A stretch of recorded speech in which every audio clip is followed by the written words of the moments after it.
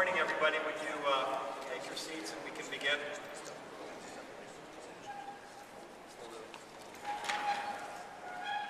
Good morning. My name is Tom Menken. I'm the Dean of this law school and this charge of this wonderful facility, and I welcome you to St. Thomas, and I welcome you to this program today, Uncle Al Capone, the untold story of Chicago's #1 gangster from his niece's perspective. Joining me here at the podium is Al Capone's grandniece, Deirdre Capone, our featured speaker, and she is joined by two prominent Twin Cities criminal defense attorneys, Thomas Bauer and Joseph Friedburg. Welcome to you all, and welcome to our guests. The sponsors for today's event are two: the MSBA Criminal Law and Tax Law sections and the University of St. Thomas School of Law. Before I briefly introduce the speakers, CLE credit is possible. The course has been approved for one ethics credit and one standard credit. The CLE event code, if you have your pen or pencils, I'm sure you can get that information from the fine women to my right, is 153214. Please ensure that you pick up your name badge and check in with the MSBA staff today so your record will reflect your attendance at the program. Now, if you would allow me to briefly introduce our speakers. Deirdre Marie Capone. She's the granddaughter of Al Capone's business partner and brother, Ralph Capone. She's the last living member of that family born with the last name Capone. At a young age, she fled Chicago in her name and found her own success here in Minnesota. She shared her recollections of the extensive time she spent with her Uncle Al on the History Channel, the Today Show, and on radio stations across the nation. Now in her first book, Uncle Al Capone, she shares the intimate details of life within the Capone family and a truly unique perspective of her uncle, Al Capone. Following Ms. Capone's remarks, Thomas Bauer and Joseph Friedburg will comment and really talk about the legal and ethical aspects of the case. Mr. Bauer has a criminal law practice representing individuals in state and federal courts. His experience over the years has been the defense of numerous homicides, drug possession and distribution cases, criminal sexual conduct, complex white-collar crime, child abuse, and assaults. In addition to major felony cases, Tom Bauer is focused also on DWI defense. Joseph Friedburg, his practice includes the representation of persons or organizations who are being investigated for or charged with serious criminal matters. He assembles a custom-designed team for this kind of matter. Mr. Friedberg's firm has been retained by several large organizations, corporations in this community, including Pillsbury, Alina, 3M, Marvin Windows, and a number of others. His firm has represented, this is the script here, so numerous NFL and NBA athletes. I don't know if that's a good thing or a bad thing. Please join me in welcoming all three of our speakers and our featured speaker, Ms. Deirdre Capone.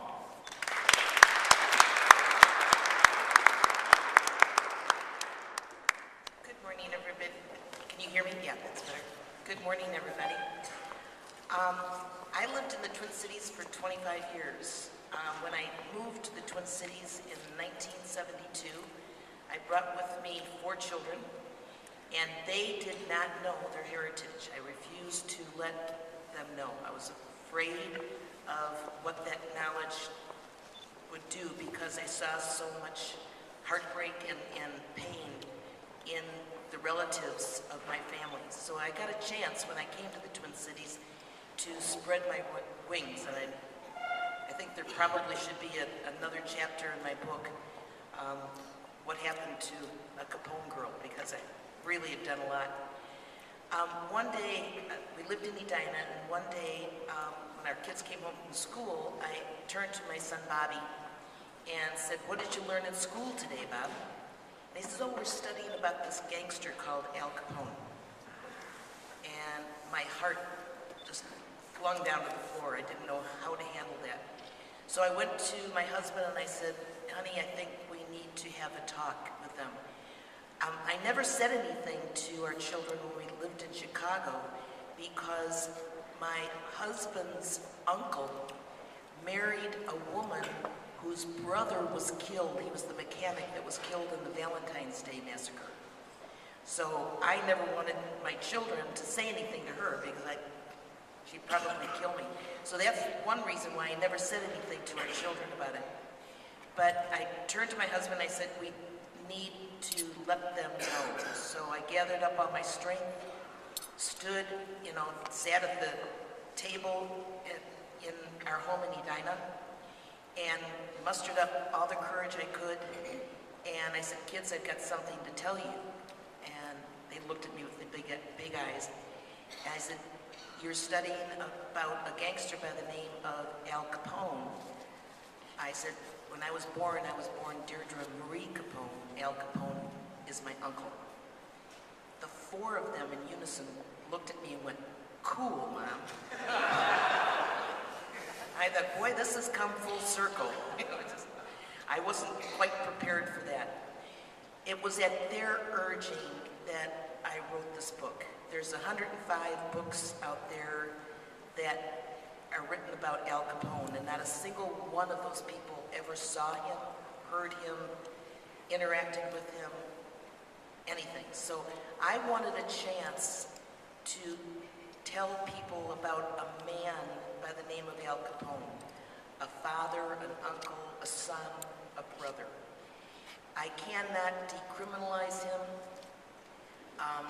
He was a criminal, yes, he broke the law, but as he said, if I'm breaking the law, then the people who are buying the liquor and gambling at my establishments are as guilty as I am.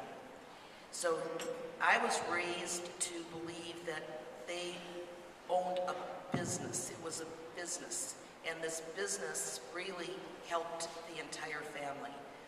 So I wanted a chance to tell that side. My children urged me to write the story also because they wanted to know. Two of our sons graduated from Northwestern University and got their MBA at the University of Chicago. And, spending 6 years in the city of Chicago, they would see things up and about that would really be not too complimentary about this person called Al Capone. And my one son, Jeff, used to get very upset about it when he would see it. People just didn't understand.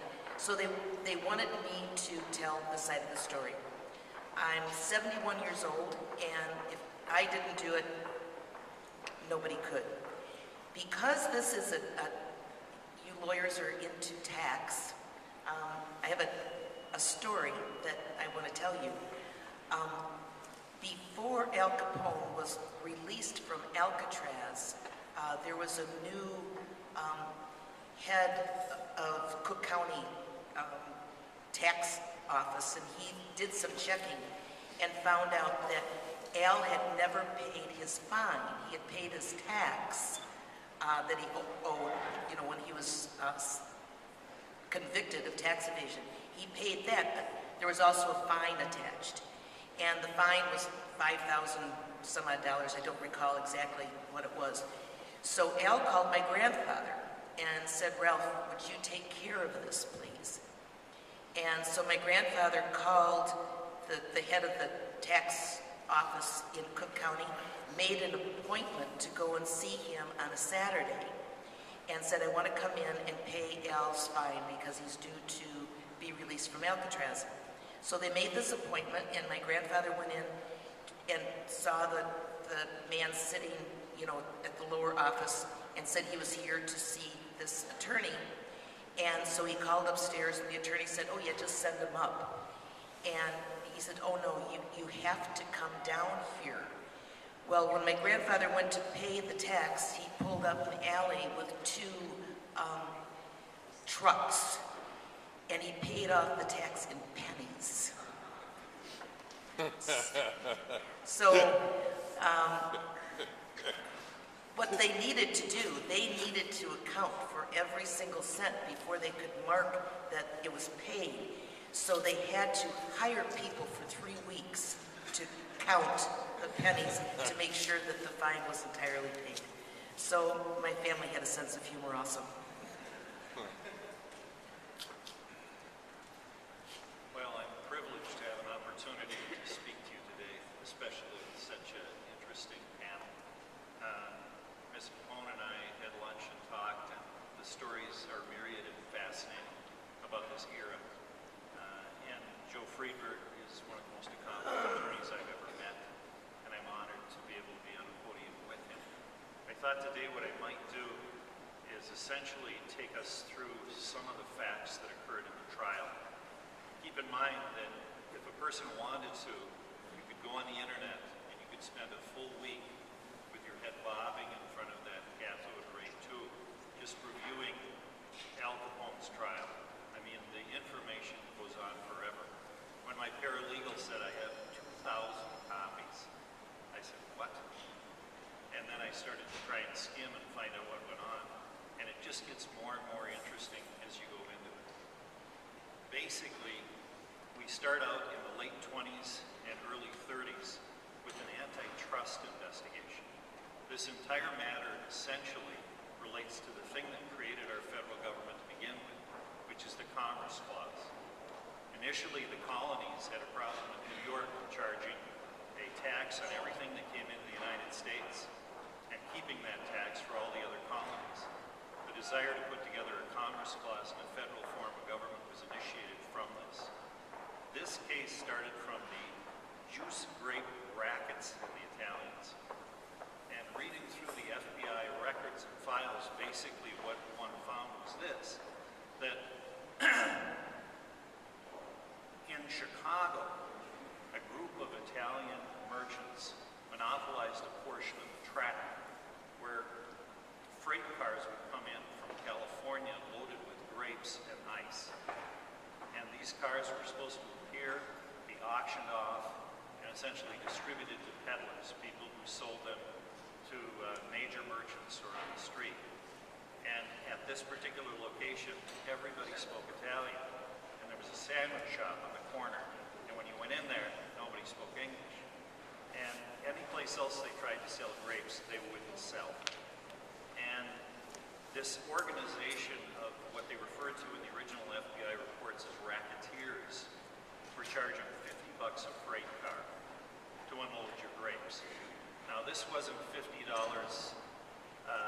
tribute, which is what the paper called it, because tribute was at the time a term used to refer to what you paid when you were defeated in war. You know, the Germans paid tribute to the British and others after the First World War. It was kind of like an initiation organization fee on an informal basis. And so the FBI decided, let's check this out.